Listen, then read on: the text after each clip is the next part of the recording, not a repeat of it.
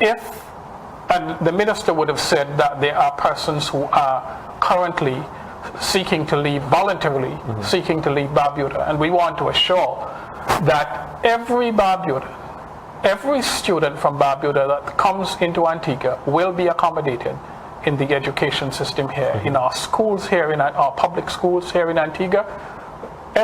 Each Barbudan will be accommodated. And you're saying there's space. You're absolutely confident there's space. There is space in the system here. Yes, we have discussed, the minister and I, we have been discussing a myriad of possibilities. Last year we closed the school in Bethesda. The possibility exists that we could reopen that school. Last year as well we closed NTTC. There is a possibility of our opening that facility as well. Five Islands. And the schools. I'll answer that. Yes, okay. And the schools in Zone 2, that's the eastern side of the island, those schools are never full. And so there are spaces within the school system here in Antigua that could accommodate the Barbudan students. I think just to follow up on that, I mean, there's been this widespread canvassing of all schools are overcrowded. It's only been the schools in and around St. John's that are overcrowded. And the director is here, and the director will bear me out. The fact is, after post-primary results come out, I am inundated, the ministry is inundated, director is inundated. Yes. Everybody wants their child to be at a school that is close to their workplace, that is close to town, so they can have various, if we had, in the previous years, the attempt to try and accommodate every single parent's wish has created a bottleneck and a disaster for our system. We have stopped that completely, and once you are not in the top 100, we place you to the school that is closest to you. So what you find, a zoning issue, you're focusing on zoning. Yeah, on the zoning. So what you find, there's a filtering out of students across the country. And what we've also done, we've moved the most qualified teachers to the students that need them the most. As a result of that, those students coming in from Barbuda, because students coming in from the OECS, once they would have received indefinite stay, and then as signaled that they intend to remain in Antigua, they automatically do get a space in our schools. That's according to regional treaties. Barbuda, students from Barbuda are no exception. Yes. And we will make sure that the education they receive, whether in Barbuda or in Antigua, continues to be of the most equitable and highest standards. In terms of access to all facilities, whatever needs be, we're going to move hell and high water to make sure that we can provide it and provide it equitably. Wow. The plan that we have set is based on what we would have seen on the ground.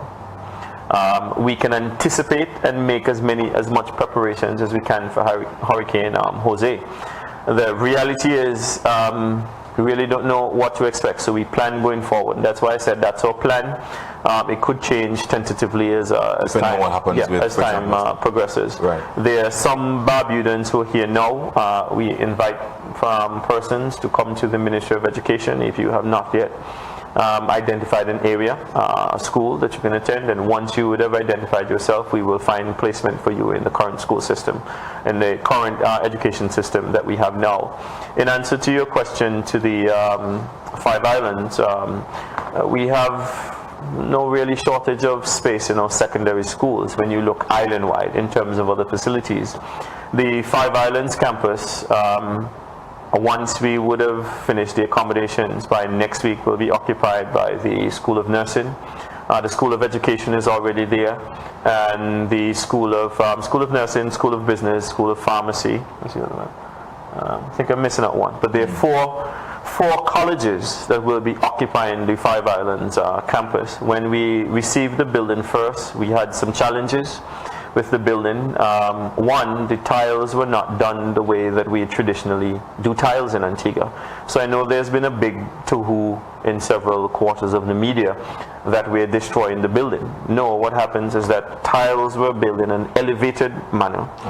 And so when persons step on the tiles, we have several teachers who received serious injuries because when you step on one edge of the tile, you fall. It pops up. There was a serious cavity injuries. under the tile. There was like Yes. so there was about a quarter foot between the tile and the actual concrete on the ground. That's appalling. So we had to replace those completely. It is not the way that construction is done in the Caribbean, especially not the way construction. Who would have is done that now, Minister? Well, that's a different question. But it's not the way that, and there's no way we could have gone forward. So we have had to make the changes, and in making adjustments for the nurses to come in, for instance. I was very excited and saddened at the same time about a week ago, going up to the Antigua State College, and students were making lines around the college to be able to access the Tuesday subjects. We have a number of students. We have about 1,500 students from Antigua and from the OECS that are looking forward to receive a tertiary education. While we focus on expanding our secondary school plan, it is a must that we also expand our tertiary education opportunities so we can continue to train persons. The fact is, when persons would have finished, whether it's 5 CXCs, 15 CXCs, or 21 CXCs, they still, for the most part, are either interested in receiving some sort of additional training, generally at the tertiary level, and that's where we are seriously, we lack a positive space, and so hence that is a must. It has been a political football for quite a while, but we've moved beyond that, and we understand the significance, and persons even within the immediate community having recognized the economic spin-offs that would come from an AUA or the new Mid-Atlantic University that's getting started. I mean, if I had a hotel, or if you had a hotel, or if Clay Browne had a hotel, and they came and said, we're going to say, you're saying, Minister, you're standing firm. You're standing firm on the plans for... The government stands firm on that, and we have moved forward. The persons who do it are very, very excited. We will continue to upgrade, update, and increase our plan for the secondary school and primary schools, primarily because with the free movement of persons, you can never have enough room. If a disaster happens in Dominica or St. Vincent or St. Kitts and 400 students decide they're moving to Antigua and Barbuda, based on treaty and conventions, they have to be accommodated.